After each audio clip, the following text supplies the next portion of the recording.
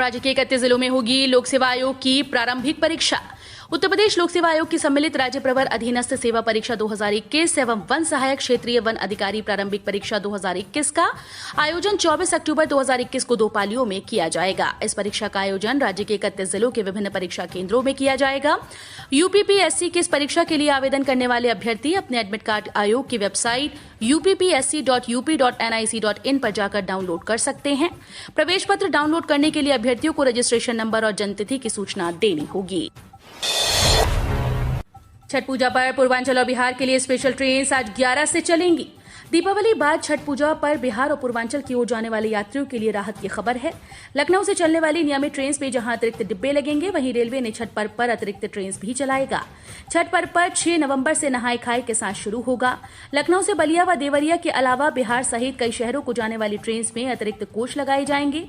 Gorakhpur intercity, कृषक, उत्सर्ग व मथुरा छपरा सहित कई ट्रेन में अतिरिक्त बोगियां लगेंगी। तेल के बढ़ते दामों को कंट्रोल करने को सीएम योगी ने तैयार किया प्लान, अधिकारियों को दिया आदेश। मुख्यमंत्री योगी आदित्यनाथ ने वनस्पति घी व सरसों के बढ़ते दामों पर चिंता जताते हुए कहा कि इस पर नियंत्रण रखा जाए, अधिकारी जमाखोरों के खिलाफ सख्त कार्रवाई करें। मुख्यमंत्री ने रविवार को टीम 9 की बैठक में ये निर्देश दिए। उन्होंने कहा कि सरसों के तेल व वनस्पति घी के मूल्य में अचानक तेजी देखी गई है। खाद्य तेलों के मूल्यों पर प्रभावी नियंत्रण करने के लिए कृषि उत्पादन आयुक्त, खाद्य एवं रसद विभाग और कृषि विभाग के साथ समीक्षा करें। साथ ही सभी मंडलायुक्त के साथ भी संवाद करें। सरकार ने माध्यमिक स्कूल के खुलने का समय बदला। स्कूल के खुलने का समय का निर्णय अब स्कूल में पढ़ने वाले छात्रों की संख्या और क्लासरूम के आकार को देखते हुए किया जाएगा। जिन स्कूल्स में छात्रों की संख्या कम होगी और क्लासरूम बड़े होंगे, उन स्कूल्स में एक ही पाली में पढ़ाई होगी, जबकि अधिक छात्र संख्या के मुकाबले छोटे क्लासरूम वाले स्कूल्स में 2 पाली में पढ़ाई होगी। इस बाबत अपर मुख्य सचिव आराधना शुक्ला ने प्रदेश के सभी स्कूल्स को आदेश जारी कर दिया है। दरअसल अभी तक कक्षा 9 से लेकर कक्षा 12 तक के माध्यमिक स्कूल्स में सुबह 8 बजे से दोपहर 12 बजे तक और दोपहर 12:30 बजे से शाम 4:30 बजे तक 2 पालियों में कक्षाएं लगाई जा रही थीं। इन 5 राज्यों से यूपी आने वालों को साथ रखने होंगे डॉक्यूमेंट्स, एडवाइजरी जारी। 5 राज्यों केरल, मिजोरम, मणिपुर, सिक्किम और मेघालय से उत्तर प्रदेश में आने वाले लोगों की कोरोना जांच अनिवार्य होगी। इन सभी राज्यों से आने वाली ट्रेन मथुरा में रुकती हैं।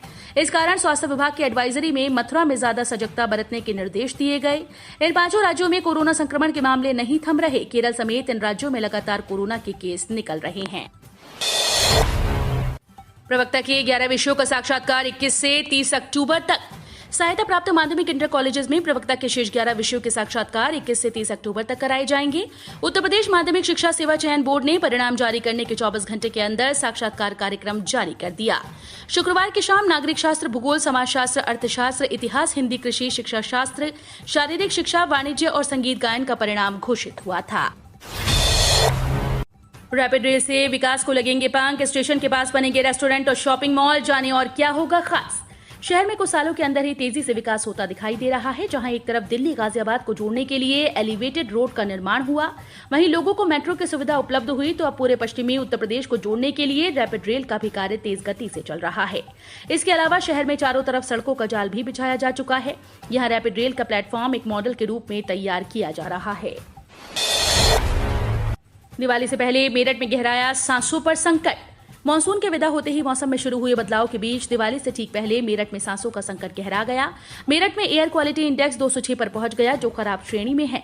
देश भर में प्रदूषित कुल 12 शहरों में उत्तर प्रदेश से 6 शहर रहे। इसमें अकेले मेरठ मंडल के 5 शहर हैं। मेरठ प्रदेश में 6ठा सबसे प्रदूषित शहर रहा। वल्लभगढ़ के बाद बुलंदशहर देश का दूसरा सबसे ज्यादा प्रदूषित शहर रहा।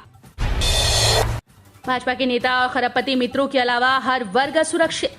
केंद्र सरकार पर निजीकरण की आड़ में सरकारी संपत्तियों को बेचने का आरोप लगाते हुए कांग्रेस महासचिव प्रियंका गांधी वाड्रा ने कहा कि भारतीय जनता पार्टी सरकार के कार्यकाल में सत्तारूढ़ दल के नेता, मंत्री और उनके चंद खरबपति मित्रों के अलावा कोई भी सुरक्षित नहीं है।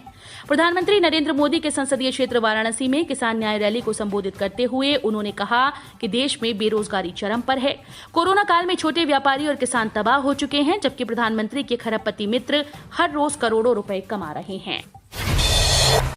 एनटीपीसी की एक और यूनिट बंद। बिजली का संकट गहराया। कोयले के अभाव के चलते बिजली उत्पादन में भारी गिरावट से संपूर्ण उत्तर भारत में बिजली के लिए त्राही मची हुई है। स्थितियां सुधरने के बजाय गंभीर होती जा रही हैं। कोयले के अभाव में एनटीपीसी ऊंचाहार की एक और यूनिट को बंद कर दिया गया। करीब एक सप्ताह पहले कोयले के अभाव में एनटीपीसी में 500 मेगावाट क्षमता वाली यूनिट नंबर 6 को बंद कर दिया गया था। कोयले की आपूर्ति को सुधारने के लिए एनटीपीसी और कोल इंडिया लिमिटेड के अधिकारी प्रयास कर रहे थे कि एनटीपीसी ऊंचाहार की स्थिति और भी खराब हो गई। अखिलेश यादव ने बोला हमला, कानून को कुचलने वाली योगी सरकार के गिने चुने दिन। पश्चिमी उत्तर प्रदेश में विधानसभा चुनाव का सिंहनाद करते हुए समाजवादी पार्टी अध्यक्ष अखिलेश यादव ने कहा कि किसानों को टायरों के नीचे कुचलने और उनका अपमान करने वाली भारतीय जनता पार्टी की सरकार के दिन गिने चुने रह गए हैं। चौधरी यशपाल की जयंती के मौके पर आयोजित जनसभा को संबोधित करते हुए अखिलेश यादव ने मुख्यमंत्री योगी आदित्यनाथ पर सीधा हमला बोलते हुए कहा, योगी उसको बोलते हैं जो दूसरों का दुख अपना समझे। गुरु नानक देव ने कहा है कि माया के बीच रहकर माया से दूर रहे वो योगी होते हैं। मगर मुख्यमंत्री योगी और उनके लोगों का कारनामा लोगों ने लखीमपुर में देखा, जहां गाड़ियों के टायर से किसानों को कुचला गया। छात्रवृत्ति के लिए ऑनलाइन आवेदन की डेट बढ़ी, जानिए कब तक कर सकेंगे अप्लाई। समाज कल्याण विभाग ने वर्तमान शैक्षिक सत्र में छात्रवृत्ति और फीस भरपाई की सुविधा प्राप्त करने के लिए ऑनलाइन आवेदन करने की समय सीमा बढ़ा दी। इस बारे में विभाग के प्रमुख सचिव के रविंद्र नायक ने संशोधित कार्यक्रम जारी कर दिया। अब प्री मैट्रिक यानी कक्षा 9 व 10 के छात्र छात्राएं 12 अक्टूबर तक ऑनलाइन आवेदन कर सकेंगे। पहले ये समय सीमा 11 अक्टूबर तक की थी। फ्लाइट में बैठने के बाद टिकट कैंसिल की मिली जानकारी। उपभोक्ता फोरम ने इंडिगो एयरलाइंस पर लगाया 85.5 लाख का जुर्माना। लखनऊ से दिल्ली जा रही फ्लाइट में बैठे एक पैसेंजर की शिकायत के बाद राज्य उपभोक्ता विवाद निवारण आयोग ने फ्लाइट ऑपरेटर इंडिगो पर हर्जाना लगा दिया। इंडिगो पर यह जुर्माना विनय शंकर तिवारी नामक व्यक्ति द्वारा लगाया गया। आरोप है कि फ्लाइट में उनके साथ अभद्र व्यवहार किया गया और उन्हें खराब सर्विस दी गई। उन्हें बिना बताए उनका टिकट कैंसिल कर दिया गया। कार्रवाई के आधार पर कंपनी को शिकायतकर्ता को मुआवजे के तौर पर 85.5 लाख रुपए का भुगतान करना होगा। सॉफ्ट हिंदुत्व की ओर मायावती, कहा हमारी सरकार बनने पर भी काशी, मथुरा, अयोध्या में जारी रहेंगे काम। अगले साल होने वाले विधानसभा चुनाव से ठीक पहले बसपा सुप्रीमो मायावती सॉफ्ट हिंदुत्व की ओर बढ़ती दिख रही हैं। बीएसपी प्रमुख मायावती ने कहा कि बसपा की सरकार बनने पर अयोध्या, काशी और मथुरा में विकास कार्य पूरे कराए जाएंगे। बहुजन समाज पार्टी के प्रमुख मायावती ने उत्तर प्रदेश विधानसभा चुनाव के लिए अपने पहले बड़े सार्वजनिक संबोधन में कहा कि अगर पार्टी सत्ता में आती है तो वो केंद्र और पिछली राज्य सरकारों द्वारा चलाई जा रही योजनाओं को राजनीतिक बदले की भावना से समाप्त नहीं करेंगी और अयोध्या, वाराणसी और मथुरा जैसे धार्मिक शहरों में भाजपा द्वारा शुरू किए गए कार्य पूरे होंगे। लखनऊ में आज से दोबारा फोकस सैंपलिंग। इन लोगों के लिए जाएंगे कोरोना जांच के नमूने। स्वास्थ्य विभाग नवरात्र, दशहरा व दिवाली के मद्देनजर कोरोना प्रसार के लिए राजधानी लखनऊ में आज सोमवार से दोबारा फोकस सैंपलिंग शुरू करेगा। ये सैंपलिंग शहर व ग्रामीण इलाकों में लगने वाली साप्ताहिक बाजार, मिठाई की दुकानों, धार्मिक स्थलों पर होगी। इसके अलावा लोगों की भीड़ जुटने वाले स्थानों पर जांच होगी। ऑटो, टेम्पो व रिक्शा चालकों के नमूने लेकर जांच की जाएगी। ऊपर की अनुमति के बिना संभव नहीं लखीमपुर कांड। ओवैसी ने बीजेपी पर लगाया आशीष मिश्रा को बचाने का आरोप। ऑल इंडिया मजलिस इत्तेहादुल मुस्लिमीन प्रमुख और हैदराबाद के सांसद असदुद्दीन ओवैसी ने कहा कि लखीमपुर खीरी हिंसा की घटना में भाजपा आशीष मिश्रा का बचाव कर रही है। आज तक से बातचीत करते हुए उन्होंने कहा कि इसे घटना नहीं कहा जा सकता, ऊपर से अनुमति के बिना कुछ नहीं हो सकता। उन्होंने आगे कहा कि उन्होंने निर्दोष सिख किसानों को कार के नीचे रौंद दिया। ओवैसी ने कहा ये एक आवेगपूर्ण प्रतिक्रिया नहीं थी, पूरी तैयारी के साथ किया गया था। लखीमपुर पर प्रियंका गांधी की दो टूक, जब तक गृह राज्य मंत्री इस्तीफा नहीं देगा हम लड़ते रहेंगे। कांग्रेस महासचिव प्रियंका गांधी ने रविवार को वाराणसी में किसान न्याय रैली में सीएम योगी और पीएम मोदी पर कई हमले किए। प्रियंका ने दो टूक कहा कि लखीमपुर खीरी मामले में जब तक गृह राज्य मंत्री का इस्तीफा नहीं होता हम लड़ते रहेंगे। प्रियंका ने कहा कि पीएम मोदी ने प्रदर्शन कर रहे किसानों को आंदोलनजीवी और आतंकवादी कहा। योगी जी ने उन्हें गुंडे कहा और उन्हें धमकाने की कोशिश की। वहीं मंत्री ने कहा कि वो 2 मिनट के भीतर विरोध करने वाले किसानों को सुधार देंगे। संयुक्त किसान मोर्चा ने बनाई नई रणनीति। 12 से 26 अक्टूबर तक सरकार विरोधी हल्ला बोल। संयुक्त किसान मोर्चा ने लखीमपुर खीरी में हुई घटना के विरोध में आगामी 18 अक्टूबर को रेल रोकने का ऐलान किया है। इसके साथ ही किसानों के अलावा आम लोगों से भी अपील की है कि लखीमपुर खीरी में शहीद हुए 5 किसानों को श्रद्धांजलि देने के लिए 12 अक्टूबर को अपने घरों के आंगन में 5 मोमबत्तियां जलाकर उनके बलिदान को याद करें। भारतीय किसान यूनियन के पूर्व जिलाध्यक्ष मनोज त्यागी ने बताया कि संयुक्त किसान मोर्चा के पदाधिकारियों ने प्रदेश के सभी जिलों में पदाधिकारियों और कार्यकर्ताओं से ये अपील की है कि वे इस प्रदर्शन में शामिल हों और आम लोगों को भी इसमें शामिल होने के लिए मनाएं। रबी फसलों की बुआई से पहले किसानों को लगा झटका। इफको ने बढ़ाई एनपीके खाद की कीमत। किसान फसल की अच्छी उपज के लिए कई तरह के खाद का इस्तेमाल करते हैं, जिसमें एनपीके खाद भी शामिल है। ये खाद फसलों के लिए काफी अच्छी मानी जाती है क्योंकि ये फसलों को पूरा पोषण देने का कार्य करती है। बताया जाता है कि इस खाद में नाइट्रोजन, फास्फोरस और पोटेशियम का मिश्रण होता है, जिससे फसल को जरूरी पोषण मिलते हैं। जैसे कि किसान अब रबी फसलों की बुआई करने वाले हैं, लेकिन इस बीच उन्हें एक बड़ा झटका लग सकता है। पीएम फसल बीमा योजना की नई सूची जारी, लाभार्थी किसानों को मिलेगा मुआवजा। देश भर के किसानों को वित्तीय लाभ प्रदान करने के लिए 18 फरवरी 2016 को प्रधानमंत्री फसल बीमा योजना की शुरुआत की गई थी।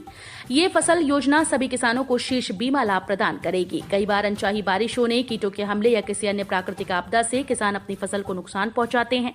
इन घटनाओं के कारण पिछले कुछ वर्षों में किसानों के बीच आत्महत्या की दर में भी तेजी से वृद्धि हुई है। इसलिए सरकार ने ऐसे किसानों को बेफिक्र होकर लाभ देने की सोची। प्रधानमंत्री फसल बीमा योजना का लाभ लेने के लिए किसानों को किफायती प्रीमियम देना होगा। 17 अक्टूबर से नहीं होंगे यूजीसी नेट एग्जाम, एनटीए ने दी जरूरी सूचना। यूजीसी नेट 2021 परीक्षा स्थगित हुई। अब 17 अक्टूबर से यूजीसी नेट एग्जाम नहीं होंगे। नेशनल टेस्टिंग एजेंसी ने शनिवार 9 अक्टूबर 2021 को यूजीसी नेट 2021 परीक्षा तारीख को लेकर नया नोटिफिकेशन जारी कर दिया। जिन उम्मीदवारों ने दिसंबर 2020 और जून 2021 के लिए यूजीसी नेट एग्जाम का फॉर्म भरा है, वे यूजीसी नेट की आधिकारिक वेबसाइट ugcnet.nta.nic.in पर जाकर लेटेस्ट नोटिफिकेशन चेक कर सकते हैं। एनटीए ने यूजीसी नेट एडमिट कार्ड का इंतजार कर रहे उम्मीदवारों को बड़ा झटका दे दिया है। एसबीआई के इन ग्राहकों को फ्री में मिल रहा 2 लाख रुपए। अगर आप भारतीय स्टेट बैंक के ग्राहक हैं तो आपके लिए काम की खबर हो सकती है। एसबीआई अपने ग्राहकों को 2 लाख रुपए तक का मुफ्त इंश्योरेंस दे रहा है।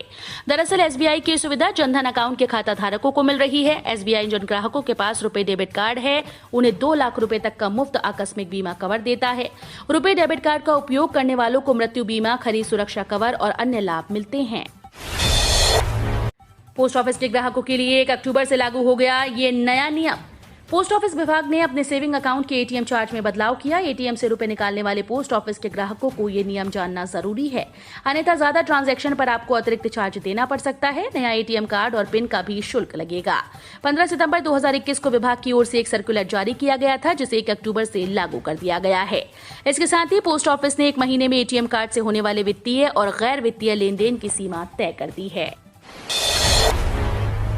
वरुण गांधी का फिर योगी सरकार पर हमला, बोले हिंदू सिखों को लड़ाने की कोशिश, घाव को कुरेदना खतरनाक।